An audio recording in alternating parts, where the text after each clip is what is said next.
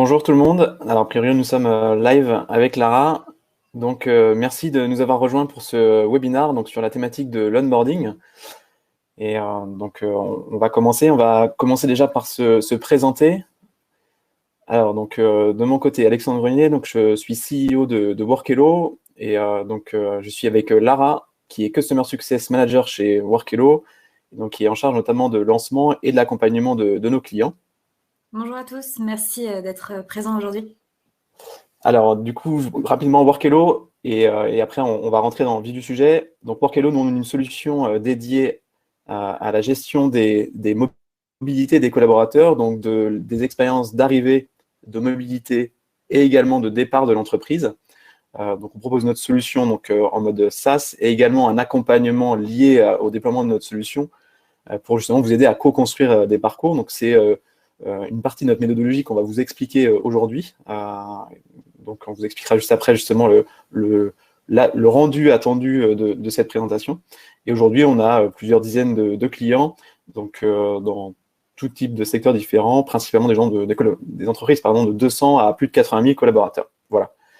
En termes d'agenda, donc le sujet qui nous concerne aujourd'hui est donc l'onboarding, les bonnes pratiques à ne pas louper pour une expérience collaborateur au top. Donc l'idée de ce webinaire, c'est de vous faire partir à la suite de ce webinaire, donc avec un plan d'action clair à mettre en place dans vos structures pour justement créer vos propres parcours d'intégration. Donc on a souhaité tout d'abord introduire un minimum le sujet pour ceux qui n'avaient peut-être pas forcément de notion de qu'est-ce que le pré-boarding, le onboarding, le remote onboarding. On a différents termes anglophones qui sont disponibles. Tout ça se traduit par pré-intégration et intégration en français, évidemment. On va ensuite parler de toute la partie diagnostic, donc pourquoi travailler sur ces sujets-là rapidement. Et ensuite, l'idée, c'est qu'on concentre la plupart de notre temps sur les conseils et méthodologies, avec pas mal de cas d'usage aussi d'entreprises qui ont eu la même réflexion que vous et qui ont réussi à mettre en place ça dans leurs organisations. L'idée, c'est que vous avez un petit chat sur le côté, ou une session de questions-réponses. Vous pouvez directement aussi poser vos questions, et soit au fil de l'eau ou directement à la fin, puisqu'on va garder un temps de questions-réponses à la fin, on pourra y répondre avec plaisir. Alors, introduction sur le sujet de l'onboarding. Donc, onboarding, ça veut dire intégration dans l'entreprise ou embarquement dans l'entreprise.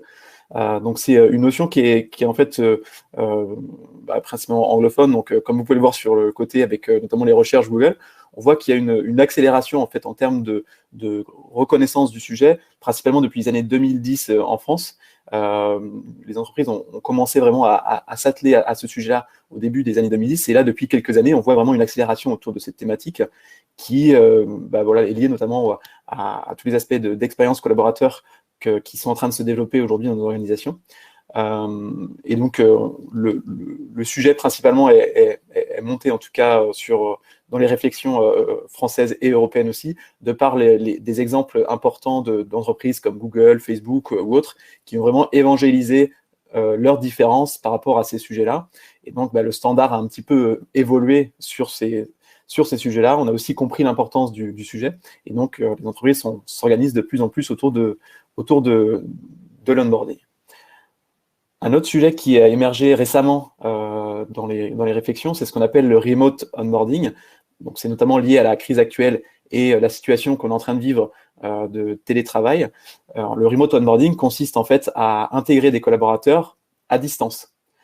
Donc, c'était déjà le cas un petit peu dans certaines organisations de services à la personne, par exemple, où il y avait ou des commerciaux terrain, où en fait des collaborateurs étaient sur la majorité du temps onboardés à distance.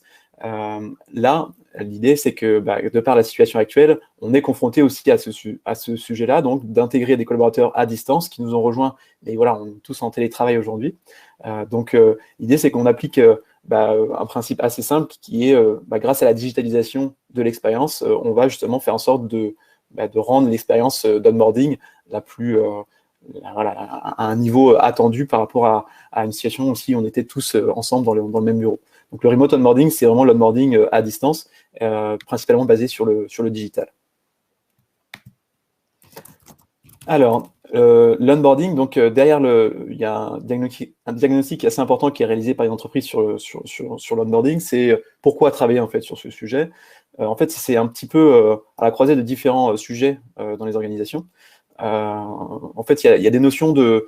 Quand on parle d'onboarding aujourd'hui, c'est vraiment la première expérience que le collaborateur va vivre en rejoignant l'entreprise. Donc, il y a une vraie notion de proposer déjà au moins la première expérience collaborateur et la proposer à un niveau assez au moins de ce que vous attendez en termes d'expérience collaborateur. L'idée, c'est de commencer au moins par l'intégration. C'est la première étape, donc c'est un point important dans le parcours du collaborateur. Ça vient toucher aussi à la marque employeur. Pourquoi? Parce que plusieurs études sont sorties qui ont prouvé que un collaborateur qui était en cours d'intégration, c'était un collaborateur qui parlait à 10 personnes autour de lui de son aventure, de son expérience qu'il était en train de vivre. En gros, c'est le moment de la vie du collaborateur où il parle le plus de son entreprise à son entourage. Donc, il y a un vrai enjeu de marque employeur derrière l'intégration, derrière l'étape d'intégration. L'intégration, donc l'onboarding va aussi améliorer la rétention des talents. Pourquoi? Parce qu'on va vraiment, tout ce qu'on a promis au niveau du processus de recrutement, on va vraiment le mettre en œuvre opérationnellement et on va essayer d'aligner un peu les attentes du collaborateur avec les attentes aussi de l'entreprise pendant cette phase. Et donc, ce qui va faire en sorte de motiver sur la durée le collaborateur et donc d'améliorer la rétention et d'éviter d'avoir donc soit des no-shows dans la phase avant le premier jour, ou sinon d'avoir des collaborateurs voilà, qui sont satisfaits de leur premier jour et de leur première semaine dans l'entreprise. L'onboarding vient aussi améliorer la cohésion de l'équipe, parce que c'est le moment où on va faire en sorte de faire connaître l'équipe, de faire rencontrer ses collègues, de se créer des groupes au sein de l'entreprise.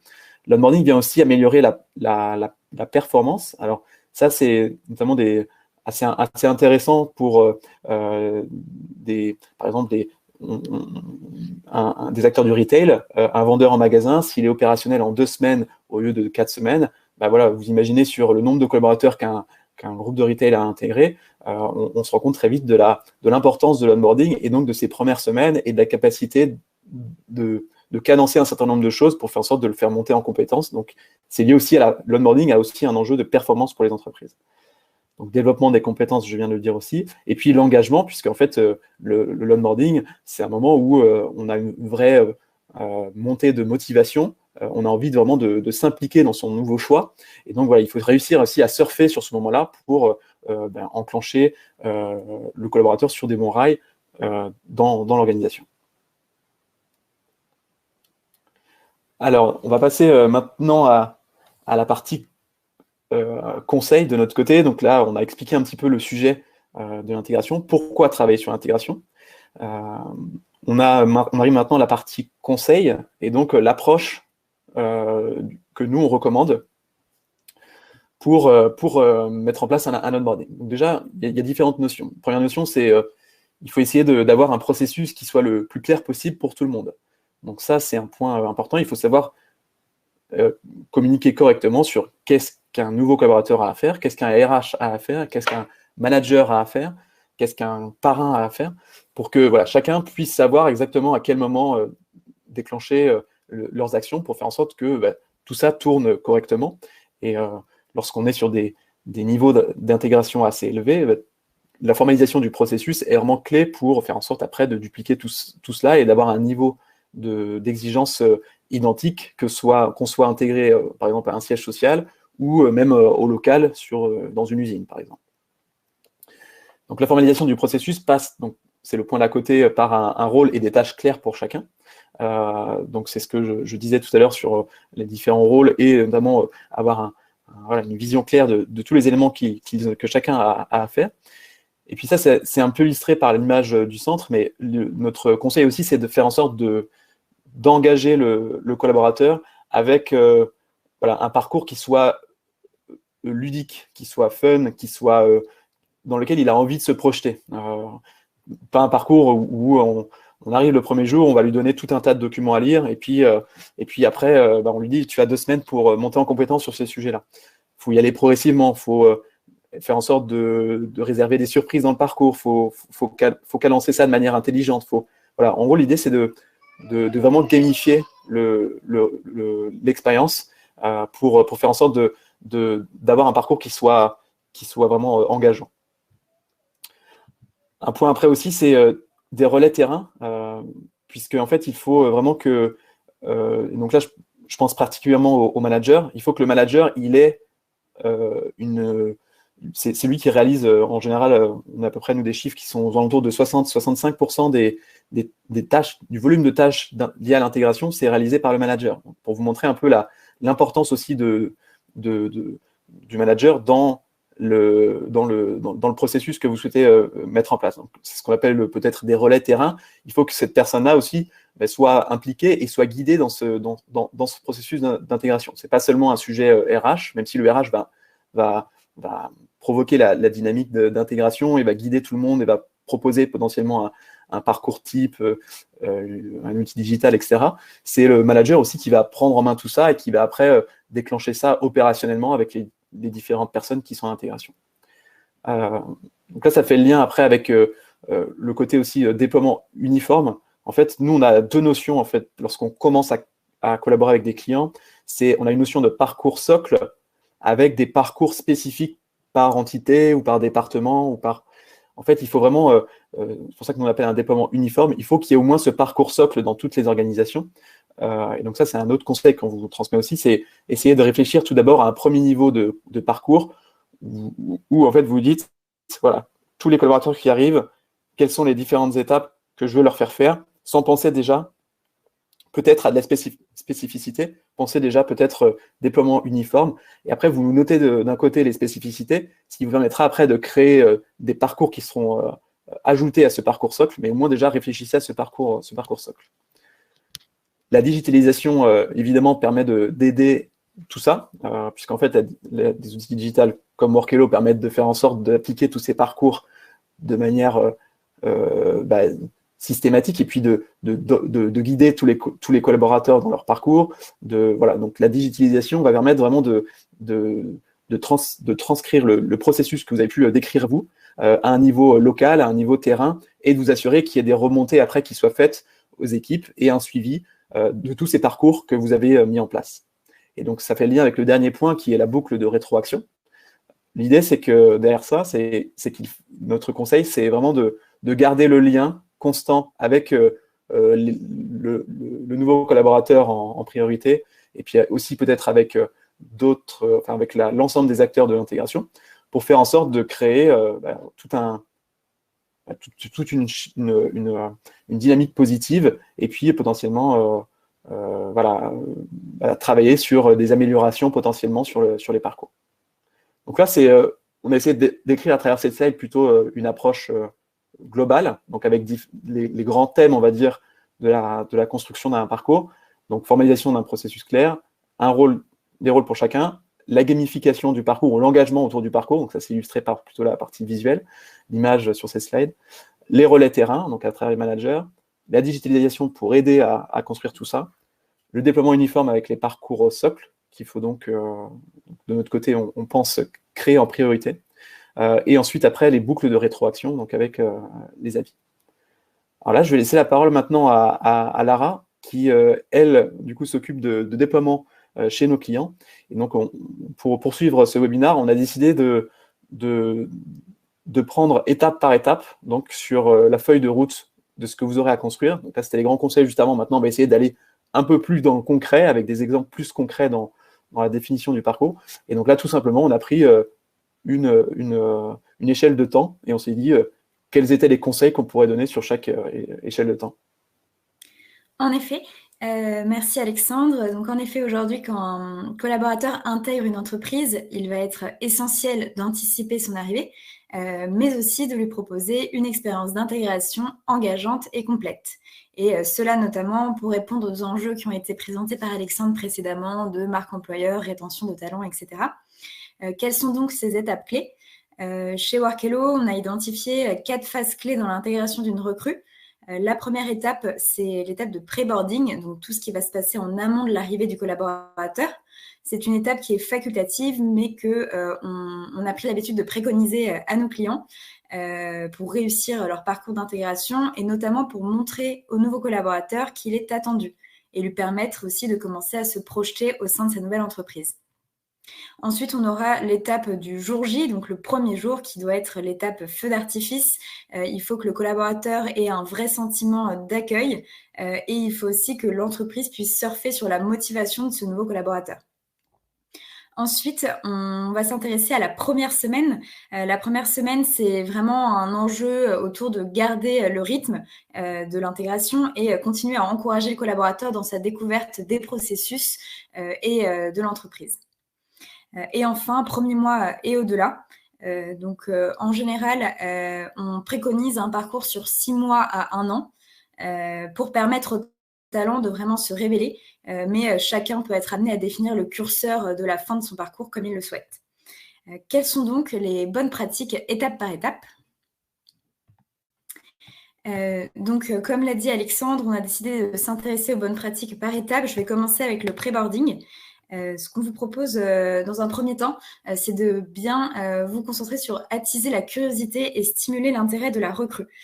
Comment ça peut se matérialiser? Ça peut être un SMS de bienvenue avant l'arrivée du collaborateur, commencer à inviter cette recrue à des événements informels en amont de son arrivée, proposer du teasing du poste via des vidéos ou des journées types, ce genre d'éléments. Il va être important également dans cette phase de pré-boarding de répondre aux questionnements de la recrue. Des questionnements, ça peut être proposer une FAQ RH par exemple, le lexique de l'entreprise, répondre à des questions clés du type quels sont les horaires habituels, etc. Notamment en ajoutant dans le planning une réunion le jour J à l'heure d'arrivée, pour que ça soit bien clair des deux côtés. On conseille également de commencer la découverte des futurs collaborateurs. Donc, ça peut être la proposition d'un organigramme, mais également des messages un peu plus personnalisés. Ça peut être une vidéo du manager, par exemple, et qui va potentiellement présenter l'équipe ou, à minima, présenter l'épaule de l'entreprise. Et enfin, dernier conseil pour cette phase de pré-boarding, c'est la préparation de la prise de poste. Il y a 2 éléments à avoir en tête sur la préparation de la prise de poste. Donc, c'est déjà donner de la visibilité. Donc, côté entreprise, il faut que le planning soit bien établi et clair avant l'arrivée de la recrue. Et ça peut être également commencer à proposer une introduction aux outils utilisés en interne, à la messagerie ou autre. Le deuxième élément de cette prise de poste, c'est vous assurer de gérer les frictions opérationnelles qui font perdre du temps à l'arrivée de la recrue. Nous, ce qu'on met derrière chez Workello, c'est principalement la préparation en termes de matériel et d'équipement et également en termes administratifs. La phase de pré-boarding peut vous permettre de vraiment gagner du temps sur les démarches administratives en évitant toutes les frictions opérationnelles, les allers-retours, etc. Si on s'intéresse à la phase suivante, donc la phase du jour J, qu'est-ce qui est important de mettre en place pour ce premier jour? C'est vraiment, dans un premier temps, de briser la glace et de personnaliser l'accueil. Tout simplement, aller chercher la recrue à l'accueil le jour de l'arrivée, organiser un événement informel, un petit déjeuner d'accueil par exemple. Il sera également important de présenter l'équipe et l'environnement de travail de manière plus formelle. Donc, ça peut se traduire par une visite des locaux, la distribution de son matériel et de ses équipements et la présentation des personnes clés, de leur rôle et de leur périmètre d'action. Il est également important de mettre en confiance et de donner des repères à cette nouvelle recrue dès le premier jour. Donc, ça peut être déjà pour le manager de libérer du temps dans sa journée, mais aussi d'assigner un référent ou mentor au sein de l'équipe et pourquoi pas d'organiser des sessions de travail en duo. C'est une bonne pratique qui se fait de plus en plus régulièrement via des Vimavi notamment. Ce qui est important aussi pour mettre en confiance le collaborateur, c'est de lui donner de la visibilité sur la suite de son parcours d'intégration. Donc, communiquer encore sur le planning, inviter déjà aux réunions internes d'équipe, mais également à des réunions clients potentiels et donner bien accès à tous les outils de formation disponibles. Et enfin, un élément qu'on considère comme vraiment important à l'issue du premier jour, c'est de commencer à collecter des feedbacks, notamment en termes de satisfaction, commencer à identifier les potentielles difficultés que le collaborateur serait amené à rencontrer, quelles étaient ses attentes par rapport à la réalité, etc. Lara, on a eu une question de notre côté qui fait le lien avec du coup, le premier jour et aussi la slide juste avant le pré-boarding. c'est comment gérez-vous le laps de temps entre la réussite du recrutement d'un collaborateur et son premier jour de travail dans l'organisation. Donc ça, c'est la phase juste avant qu'on a expliqué, donc de pré-boarding. On a une question qui est responsable de cette période? Est-ce que c'est plutôt le manager, le RH? Alors, je me mets dessus. Qui est plutôt responsable de la phase de pré-boarding? Alors, en général, c'est plutôt le RH qui va s'occuper de la partie organisationnelle, donc commencer à travailler sur le planning. Mais ce qui est important pour nous, c'est d'impliquer les managers le plus tôt possible aussi dans l'intégration de la recrue. Donc, l'idéal, c'est que les plannings ne soient pas figés, mais soient en accord avec les disponibilités du manager, par exemple. Si on parle du SMS de bienvenue que j'avais mentionné pour stimuler l'intérêt, là, c'est vraiment important que ça soit, que ça vienne du manager, par exemple. Il faut commencer à l'intégrer à un niveau macro, donc là, le RH peut totalement s'en charger, mais aussi descendre dans la granularité pour permettre à la recrue de se sentir vraiment attendue au sein d'un poste particulier, dans une place particulière dans une équipe. Ça marche, merci Lara. On va poursuivre du coup après le premier jour, donc la première semaine. Du coup, sur la première semaine, nos conseils sont vraiment de permettre une montée en compétences progressive dès cette première semaine d'intégration. Donc, ça peut être l'attribution de petits sujets en autonomie, l'organisation aussi de jeux de rôle pour tester voilà, les compétences existantes de la recrue, et pourquoi pas des quiz qui peuvent être proposés en ligne ou via des e-learning sur sa compréhension de l'entreprise, des enjeux, etc. et du métier. Ce qui est important également, c'est que la recrue, dès cette première semaine, puisse prendre en main les outils internes. Donc, selon les outils utilisés, ça peut être plus ou moins compliqué, mais c'est vraiment important d'avoir, par exemple, une formation sur l'utilisation du Trello, si c'est un outil que vous êtes habitué à utiliser, de GitHub, de Zendesk ou Slack, selon le métier. L'autre élément important, c'est de fixer des objectifs dès cette première semaine. Donc, donner des guidelines clairs à la recrue et valider ensemble ce rythme de la montée en compétences et en charge progressive. Donc, pour que ça soit bien clair des deux côtés, entre le manager et la nouvelle recrue, sur quel rythme à adopter, quels sont les objectifs de cette première semaine et quels seront les objectifs à venir. Et enfin, un élément à vraiment garder en tête, c'est de renforcer les liens et s'assurer de la bonne intégration de la recrue. Et ça passe par deux aspects. Déjà, la prise de nouvelles régulières, puisque la recrue va commencer à travailler un peu plus en autonomie. Et il est important que le manager garde quand même un rôle de suivi et d'accompagnement pendant ces premières périodes. L'organisation de Vie Ma Vie aussi fonctionne assez bien pour renforcer les liens et commencer à connaître des communautés en dehors de son équipe. Et puis l'organisation d'événements informels comme un déjeuner d'équipe, par exemple. Et dans cette partie d'assurer et de suivre la bonne intégration, ce qu'on préconise également, c'est de continuer tout au long de l'intégration à récolter du feedback, notamment pour identifier le plus tôt possible les éventuels pain points, les éventuelles également suggestions d'amélioration qui pourraient venir directement de la recrue, et puis son ressenti global sur ce processus et sur son intégration. Alors, ça fait lien avec une des questions qui a été posée à l'instant, c'est que faites-vous des feedbacks obtenus et comment sont-ils gérés? C'est ce que tu lui expliquais sur justement le fait qu'on vient collecter ce feedback, voir un petit peu potentiellement les améliorations sur le parcours à apporter et les ajustements nécessaires pour faire en sorte d'accompagner au mieux le collaborateur dans son parcours. C'est bien ça? Oui, alors il peut y avoir des feedbacks qui sont plus sur le processus global. Donc ça intervient en général un peu plus tard que la première semaine. C'est ce qu'on va appeler les rapports d'étonnement. Et j'y viendrai par la suite dans la slide suivante. Mais ça peut également être du ressenti immédiat. Et là, du coup, c'est important que ça soit bien remonté au manager et également, ou d'ailleurs parfois au RH uniquement. Ça peut être du ressenti personnel sur son intégration, etc. Il y a des sujets qui sont à traiter dans les médias et d'autres qui seront vraiment de l'amélioration sur le long terme du processus. Et voilà, nous, par exemple, ce qu'on permet avec Workello aussi, c'est les évaluations, notamment 360, de pouvoir envoyer les résultats de ces questionnaires à plusieurs personnes au sein de l'équipe, etc. Très bien. Il y avait une question concernant l'intégration et le suivi du management plutôt à distance. Donc là, on fait le lien avec plutôt la thématique qu'on a expliquée tout à l'heure de remote onboarding, mais c'est aussi le cas pour les grands groupes qui ont notamment des gestions multi-sites. La solution que moi j'avais, enfin, voilà, ce que nous on préconise en tout cas, c'est évidemment d'avoir un processus qui permet de centraliser et de descendre aussi l'information sur chacun des acteurs de l'intégration. En général, le processus qui est favorisé pour ce type de réponse, c'est plutôt la digitalisation. La digitalisation amènera de descendre l'information au plus près des équipes et aussi de la remonter à travers les reporting à chacun.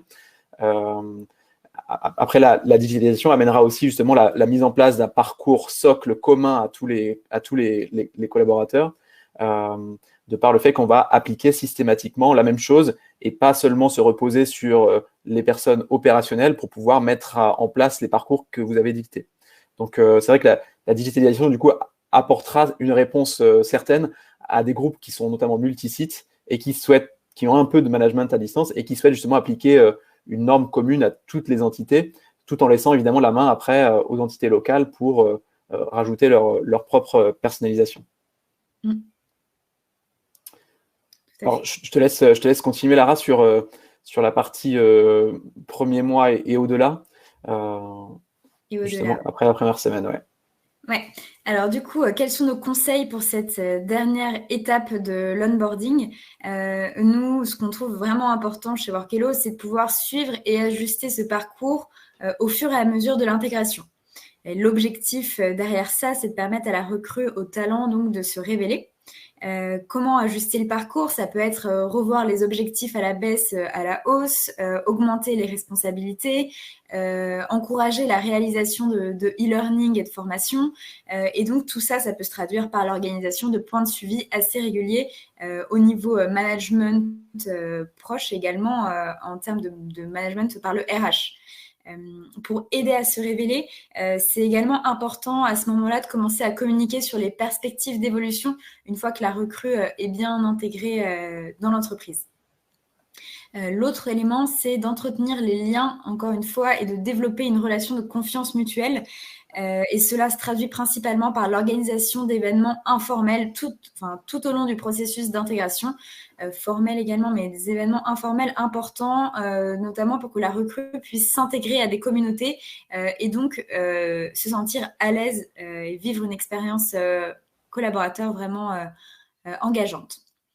On parlait tout à l'heure donc des feedbacks. Donc c'est à ce moment-là qu'interviennent les rapports d'étonnement. Les rapports d'étonnement permettent de récolter du feedback de manière assez objective sur un processus en particulier. Donc ça peut être un rapport d'étonnement sur le processus de recrutement. Là, ce qui va nous intéresser, c'est un rapport d'étonnement sur le processus d'intégration dans sa globalité. Ça peut être quels ont été les apprentissages de cette période, les améliorations, les points qui sont encore bloquants, etc. Et cela va vous permettre aussi d'améliorer en continu votre processus d'intégration. Et enfin, un élément important également, c'est la célébration des étapes de l'intégration. Donc là, on parle plus particulièrement de la validation de la période d'essai, des 1 an au sein de l'entreprise, de la fin de l'intégration, selon la durée que vous souhaitiez lui attribuer. Donc, pour rappel, nous, on préconisait plutôt une durée d'intégration entre 6 mois à 1 an. Voilà pour les conseils de Workelo sur les différentes étapes du pré-boarding au premier mois de la recrue au sein d'une entreprise.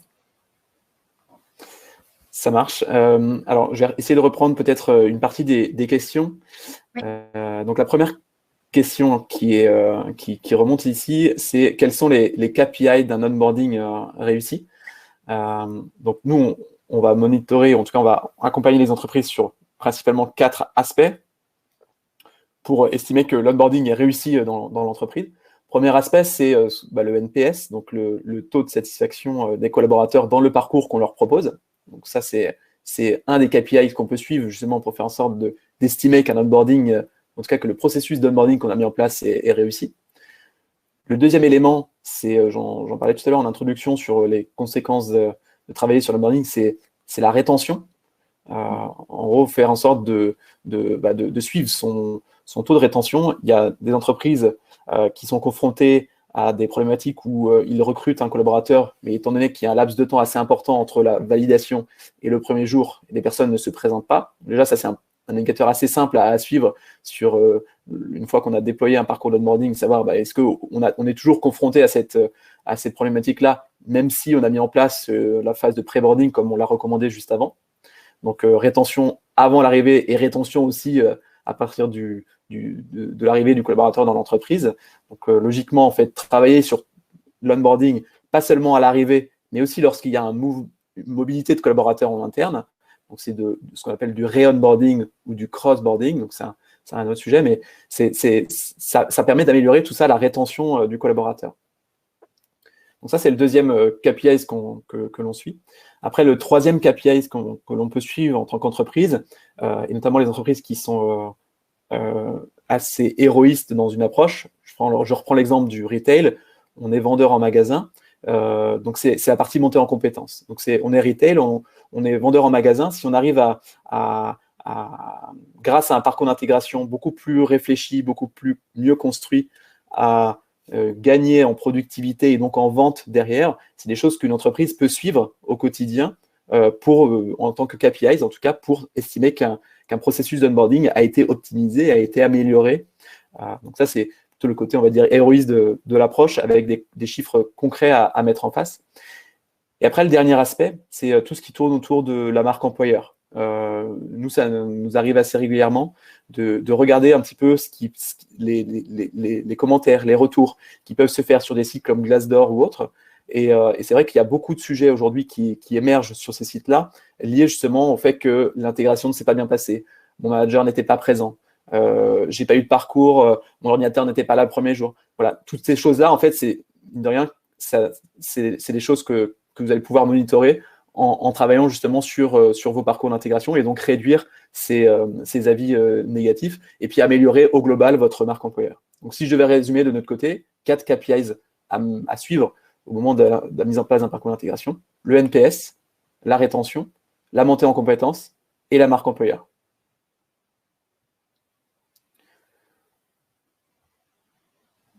Alors après, on va passer peut-être à la partie d'après où on avait souhaité vous partager juste quelques exemples d'entreprises qui ont réfléchi leur parcours d'intégration et donc qui ont apporté en fait une touche un peu différenciante aussi par rapport à un processus, on va dire, classique ou même pas de processus du tout.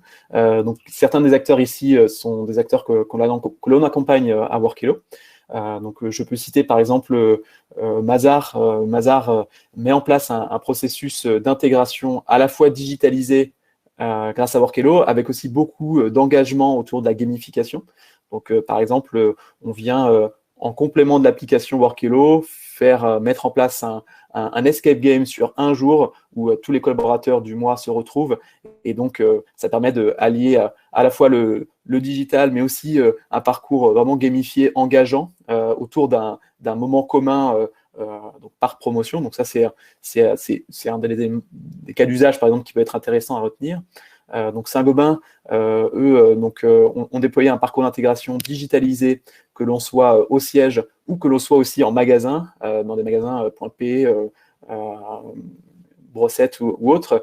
Tous les collaborateurs, en fait, ont un même parcours socle.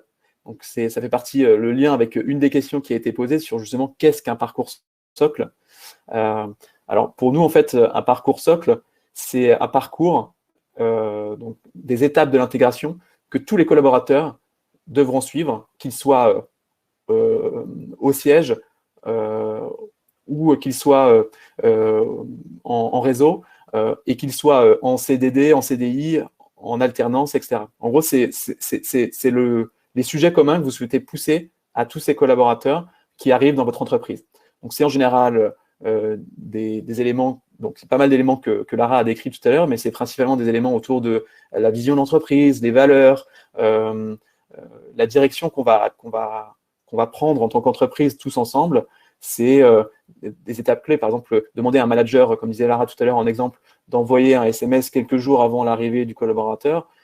Voilà, qu'on soit au siège ou en réseau ou dans un centre logistique, ces petites attentions peuvent faire partie d'un parcours socle et donc du coup voilà, être à un niveau d'exigence commun à tout le groupe.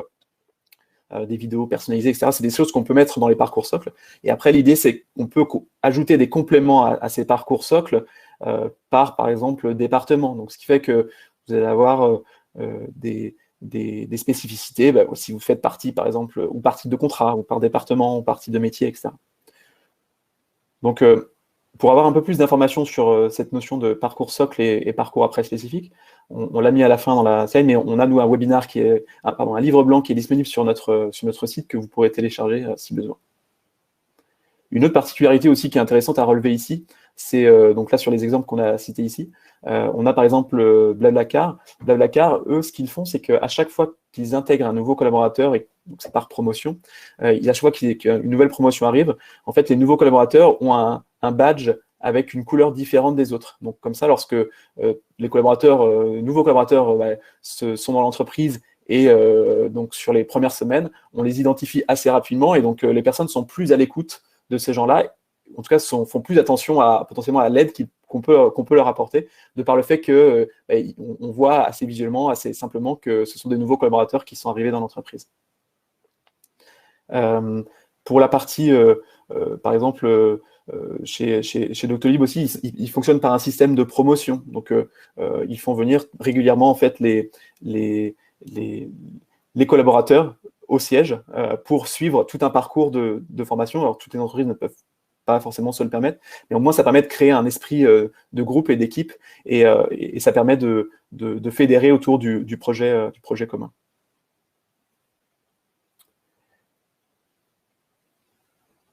On va peut-être passer à l'étape d'après,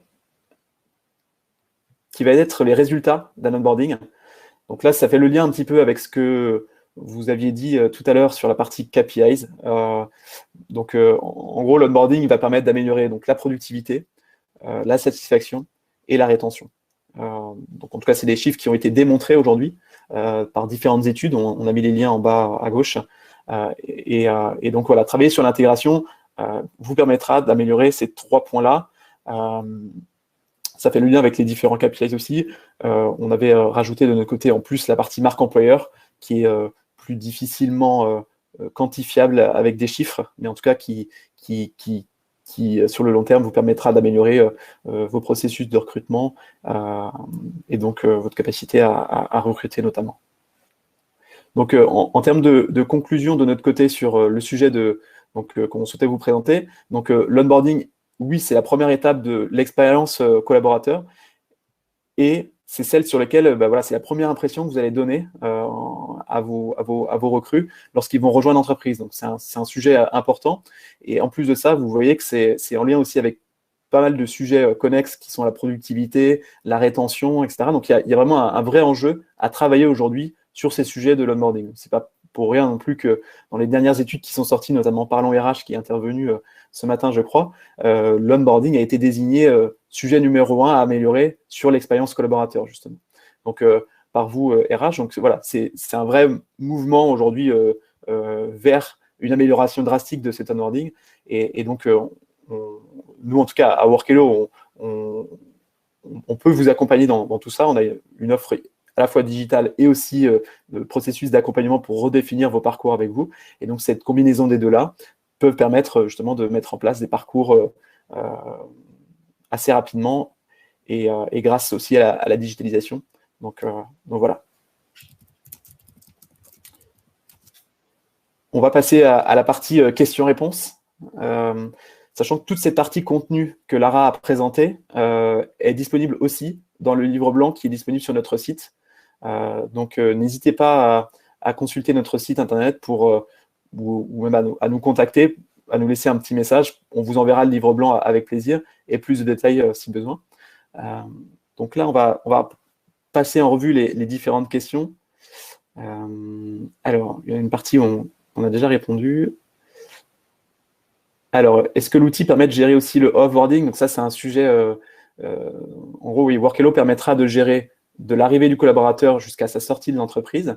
Donc, tous les mouvements du collaborateur en interne, toutes les frictions qui peuvent être liées et toutes les recherches d'expérience qui peuvent être liées à ces mouvements-là. Donc, l'arrivée, lorsqu'il change de poste, lorsqu'il revient dans l'entreprise, lorsqu'ils changent de site, etc. Ça, c'est des mouvements aussi importants à suivre en interne et qui entraînent des frictions et des doutes aussi côté collaborateur. Et enfin, la sortie, en effet, c'est un mouvement aussi du collaborateur qu'il faut accompagner.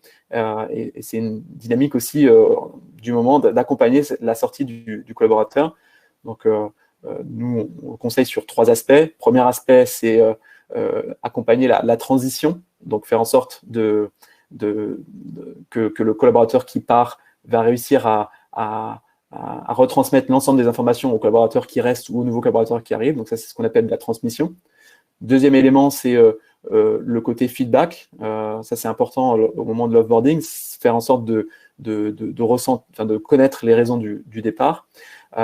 Et enfin, le troisième aspect de l'offboarding pour nous, c'est l'aspect communauté, puisqu'en fait, il y a beaucoup d'entreprises après qui capitalisent aussi sur le réseau d'anciens. Donc ça, c'est un élément qui émerge de plus en plus. Donc il y a ces 3 aspects-là sur la partie offboarding que nous, on recommande. Alors, ce n'est pas le sujet d'aujourd'hui, mais au moins, on a abordé le point suite à la question. Alors, selon vos conseils, il faut digitaliser pour aider et monitorer. Pensez-vous que le digital est primordial dans l'onboarding pour être efficace? Alors, je vois que Lara, tu es en train de répondre. Est-ce que tu peux peut-être répondre par oral aussi à cette question, pardon? Alors, je n'étais pas sur cette question-là, mais Okay. je peux dessus sur le digital, c'est ça? Exactement. Hop, Pourquoi le digital est primordial dans l'onboarding? Ah oui.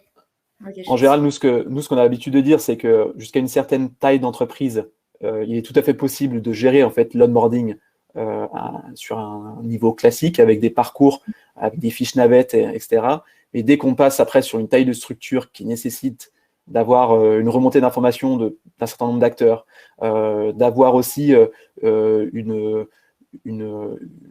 communication assez importante avec des personnes qui sont en cours d'intégration, donc toute la phase de pré-boarding, par exemple, si vous n'avez pas d'outil digital, c'est vous qui allez devoir envoyer les différents éléments, qui allez les cadencer dans le temps, là, qui allez contacter les collaborateurs à travers différents mails, SMS, etc., de manière manuelle. Là, l'idée, c'est que à travers la digitalisation, en fait, tous ces processus de pré-boarding, ça va être automatiquement transmis aux collaborateurs grâce à l'outil. Les SMS, les mails, etc. d'informations vont partir automatiquement.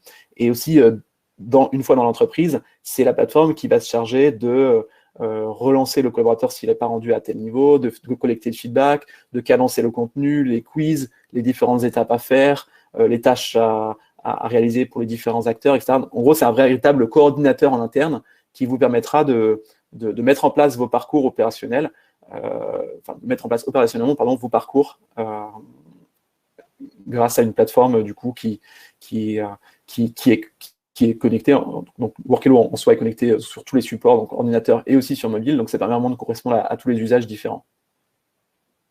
Ouais, pour le coup, pour rebondir là-dessus, je pense que ce qui est vraiment important et ce que Alexandre vient de dire va vraiment dans ce sens-là, c'est de voir l'outil, donc un outil comme Workelo et le digital de manière générale, vraiment comme un moyen pour atteindre une fin définie qui n'est pas juste de digitaliser. Il faut que aussi de votre côté, en termes d'objectifs, ça soit bien clair. On a parlé de KPIs, qu'il y ait des évaluations aussi des processus et que du coup, ça soit grâce à cette digitalisation que vous atteigniez l'objectif. Donc oui, c'est essentiel. Ça marche. Alors ensuite, on avait des questions. Je passe en parallèle les questions. Alors comment se passe l'intégration chez Workelo? Donc évidemment, c'est sur Workelo que ça se passe.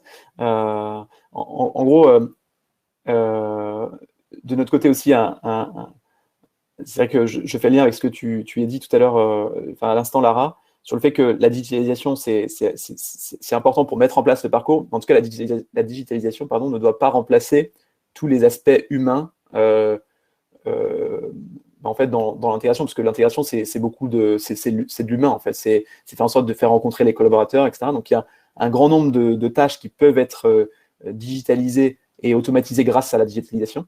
Je pense par exemple à la partie administrative, faire en sorte de collecter tous les documents et de relancer si le collaborateur n'a pas rempli tous les documents. bah, ça, c'est des tâches qui sont sans valeur ajoutée pour vous, RH, mais qui, grâce à la digitalisation, vous permettra de gagner du temps dans votre processus d'intégration.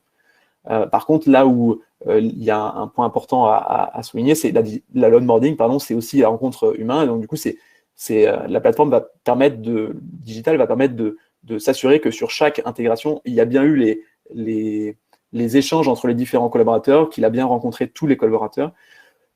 Nous, par exemple, on a une fonctionnalité qu'on appelle de parcours de découverte, circuit de découverte, où en fait le collaborateur, grâce à Workello, va pouvoir aller découvrir son entreprise et scanner différentes affiches à différents endroits dans l'entreprise pour faire en sorte de vivre en fait un parcours physique dans l'entreprise et rencontrer les gens aussi, et tout ça en étant accompagné grâce au digital où on va lui expliquer ou ajouter des compléments d'information. Donc voilà, ça sert un élément par exemple où on vient montrer un peu du doigt la complémentarité entre le digital et aussi voilà, les rencontres physiques dans l'intégration.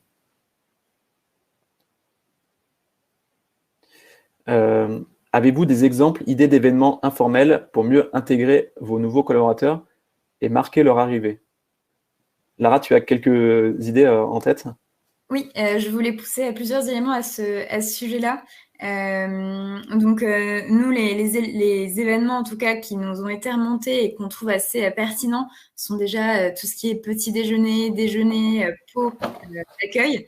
Mais il est important aussi de parfois réaliser des événements en dehors de l'entreprise. Donc, ça peut être des activités extérieures ou sportives, selon les goûts, ou des activités ludiques de type participer à un escape game, un bowling, ce genre de choses qui vont permettre vraiment de briser la glace un petit peu plus et de renforcer les liens au sein de l'équipe. Je ne sais pas si Alexandre, tu avais d'autres idées en tête. Non, c'est très bien. J'avais pas d'autres idées en tête. Par contre, il y a une question qui est en train de monter là dans les scores. C'est comment mobiliser les managers sur le sujet de l'onboarding. C'est vrai que c'est un vrai sujet pour bon nombre d'entreprises. Chaque entreprise, en fait, met le curseur du rôle du manager à un niveau différent. En général, c'est vrai qu'on remarque ça de notre côté, c'est que les RH et les onboarding, le rôle est évidemment assez bien défini. Par contre, le manager, c'est celui qui varie le plus le rôle du manager dans le processus d'intégration. Nous, en fait, on a pris le parti du manager de le guider étape par étape sans avoir à lui transmettre trop. Enfin, faut pas lui transmettre trop d'informations, donc il faut lui donner de l'information. Donc nous, on va lui donner par exemple un guide manager, donc un guide qui va lui expliquer comment il doit intégrer un nouveau collaborateur, comment le processus doit se passer. Donc c'est un guide qui est accessible sans connexion, sans code de connexion, rien. C'est vraiment pour lui donner de l'information. Et ensuite après, c'est idéalement semaine par semaine, en fait, le guider étape par étape sur les différentes actions qu'il a à faire. Le nombre d'actions qu'il a à faire n'est pas non plus insurmontable pour lui. L'idée, c'est vraiment de le guider, parce que c'est vrai que lorsqu'on pose la question à un RH, qu'est-ce qu'on met dans un parcours d'intégration, et quand on pose la question à un manager, qu'est-ce qu'on met dans un parcours d'intégration, en général, le manager nous cite seulement 10% de ce que le RH va nous citer. Donc, c'est vrai que juste un guide pour lui apprendre à suivre les différentes étapes, et ça de manière un peu cadencée dans le temps, permettra justement de mieux l'accompagner dans son rôle. Et puis après aussi, ça fait partie, voilà, en tant que manager, c'est un des rôles sur lesquels on l'attend, c'est l'intégration de ses recrues. Donc vous, en tant qu'RH, vous allez pouvoir lui pousser un certain nombre d'informations, le former à ce sujet grâce au processus d'intégration que vous allez pouvoir créer. Mais après, voilà, l'objectif, c'est aussi de le responsabiliser sur tout ça. Et puis après, grâce aussi au retour de l'onboarding du nouveau collaborateur, vous allez pouvoir voir potentiellement les choses dans le parcours qui a ajusté. L'une des questions que vous pouvez poser, c'est justement est-ce que on a suffisamment été avec vous dans le parcours? Voilà, je crois qu'on doit s'arrêter là. Il est 13h50 de notre côté. Donc, on voulait vous remercier de votre présence. Pour plus d'informations, n'hésitez pas à télécharger le livre blanc sur notre site ou à nous contacter si besoin. On sera avec plaisir disponible pour répondre à toutes vos questions. On va essayer aussi de répondre aux quelques questions qui n'ont pas été répondues dans le chat. Voilà. Merci beaucoup. Merci à vous. Merci Lara. À bientôt.